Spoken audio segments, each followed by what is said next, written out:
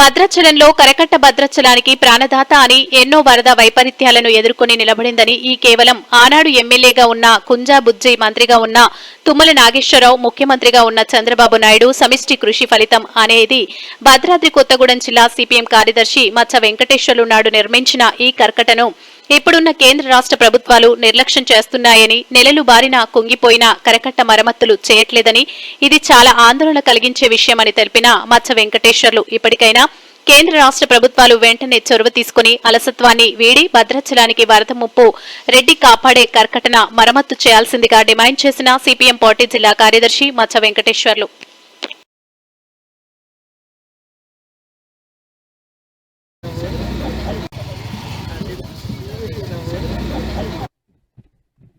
భద్రాచలం కరకట్ట నిర్మించి 22 సంవత్సరాలు పూర్తవుతా ఉంది.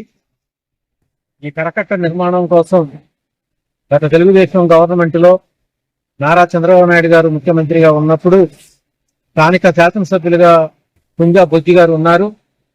అనేక పర్యాయాలు సిపిఎం పోరాటాల ఫలితం, కుంజా బుజ్జి గారి యొక్క కృషి ఫలితంగా ప్రభుత్వం దగ్గర కూడా అనేక ఒత్తిడి చేసి పోరాటాలు చేసి ఈ కరకట్టను సాధించుకోవటం జరిగింది. ఆ సమయంలో తుమ్మల నాగేశ్వరరావు గారు కూడా మంత్రిగా ఉన్నారు. ఏమైనప్పటికీ స్థానిక శాసనసభ్యులు బొజ్జి గారు, తుమ్మల నాగేశ్వరరావు గారు మంత్రిగా, ముఖ్యమంత్రిగా నారా చంద్రబాబు నాయుడు గారి యొక్క సమిష్టి కృషితోని ఈ కరకట్ట నిర్మాణం ఆనాడు ఏర్పాటు కావటం జరిగింది. ఈ కరకట్ట అనేది భద్రాచలానికి ఒక సేఫ్టీ వాల్గా ఉన్నది. దీనివల్ల అనేక సంవత్సరాల్లో వచ్చినటువంటి వరదల వల్ల భద్రాచలం పట్టణం సుభిక్షంగా ఉంది అని అంటే ఆ కరకట్టే ఒక ప్రాణవాయువుగా పనిచేసింది అనే దాంట్లో సందేహం లేదు. అటువంటి కరకట్టకి ఇప్పుడు ప్రమాదం పొంచి ఉన్నది. ఆ కరకట్ట కనుక రోజు రోజుకు కుంగిపోతుంది. ఇది గనక రిపేర్లు చేయకపోతే, దీని ఎత్తు పెంచకపోతే భవిష్యత్తులో తీవ్ర ప్రమాదం రాబోతా ఉంది. ఈ కరకట్ట ఉనికికే ప్రమాదం ఏర్పాటు కాబోతా ఉంది. అంటే దాని అర్థం కరకట్ట ఉనికికి ప్రమాదం వచ్చిందంటే భద్రాచలం పట్టణ ప్రజానీకంతో పాటు నియోజకవర్గ ప్రజానీకానికి కూడా నష్టం జరిగేటటువంటి అవకాశం ఉంది. అన్నింటికి మించి దక్షిణ అయోధ్యగా పేరుగాంచినటువంటి భద్రాచలం రామాలయానికి కూడా ఈ పెనుముప్పు ప్రమాదం అనేది కనపడతా ఉంది. అందుకోసమే గత ప్రభుత్వాలు నిర్మించినాయి. గత పాలకులు దీని యొక్క ప్రాచుర్యాన్ని గమనించి దీనికి ఆ రకమైనటువంటి అవకాశాన్ని కల్పించడం జరిగింది. కానీ నేడున్నటువంటి కాంగ్రెస్ గవర్నమెంట్, ఈ గవర్నమెంట్ లో కూడా తుమ్మల నాగేశ్వరరావు గారే మంత్రిగా ఉన్నారు. ఏ గవర్నమెంట్ వచ్చినా వారే మంత్రిగా ఉంటున్నారు. ఆ మేరకు వారు మంచి కృషి చేస్తున్నారు, ఒక మంచి ప్రయత్నం చేస్తున్నారు. కానీ ఇప్పుడు కాంగ్రెస్ గవర్నమెంట్ వచ్చిన తర్వాత గతంలో బీఆర్ఎస్ గవర్నమెంట్ కూడా 1000 కోట్లు కేటాయిస్తామని, 100 కోట్లు కేటాయిస్తామని ₹1 డబ్బులు కూడా కేటాయించలేదు. కొద్దిపాటి అరకొర నిధులు కేటాయిస్తే ఆ నిధులు 38 కోట్లు మిగిలిపోతే ఇప్పుడు కరకట్టని సుభాష్ నగర్ ఏరియాకి పొడిగించినట్టు పని జరుగుతూ ఉంది. ఆలస్యమైనటువంటి ఫలితంగా, ప్రభుత్వం యొక్క నిర్లక్ష్యం ఫలితంగా ఇప్పుడు 100 కోట్లకు చేరింది. అయినా సరే అది ఇంకా పూర్తి కాలేదు. రెండవ పక్క ఇప్పుడు కరకట్ట రోజు రోజు పొంగిపోతుంది, నెర్రలు బారుతా ఉన్నాయి.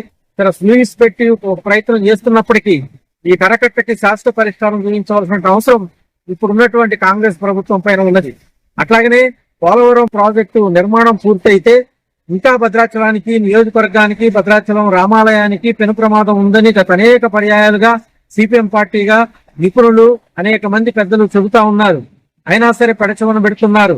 రెండు తెలుగు రాష్ట్రాలను సమన్వయం చేస్తూ కేంద్ర బీజేపీ ప్రభుత్వం పోలవరం ప్రాజెక్టు జాతీయ హోదా కల్పించింది కాబట్టి ఆ పోలవరం బ్యాక్ వాటర్ వల్ల వచ్చేటువంటి ప్రమాదాన్ని నివారించడానికి కేంద్ర బీజేపీ ప్రభుత్వం చర్యలు తీసుకోవాలి.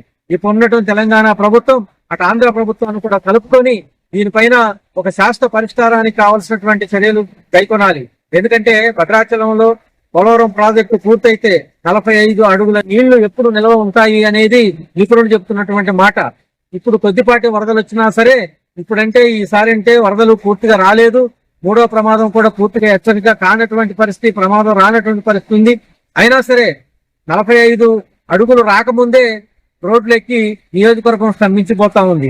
మరి అటువంటి తరుణంలో రేపు పోలవరం పూర్తయితే జరగబోతున్న ప్రమాదం ఎట్లుందో ఊహించుకోవటానికే భయంకరంగా ఉంది. కాబట్టి ఇప్పుడు ఉన్నటువంటి ప్రభుత్వం, ఈ ప్రభుత్వంలో మంత్రిగా తుమ్మల నాగేశ్వరరావు గారు ఉన్నారు కాబట్టి దీనికి నిధులు రాబట్టి కేంద్ర ప్రభుత్వం దగ్గరకు రాయబారం తీసుకెళ్లి ఈ కరకట్టని స్ట్రెంథెన్ చేయడానికి, ఎత్తు పెంచడానికి, పటిష్టం చేయడానికి చర్యలు తీసుకోవాలని సిపిఎం పార్టీగా ప్రభుత్వాన్ని కోరుకున్నాం.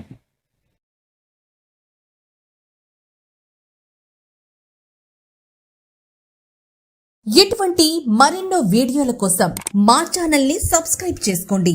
పక్కనే ఉన్న బెల్ ఐకాన్ ని క్లిక్ చేసి యాక్టివేట్ చేసుకోండి.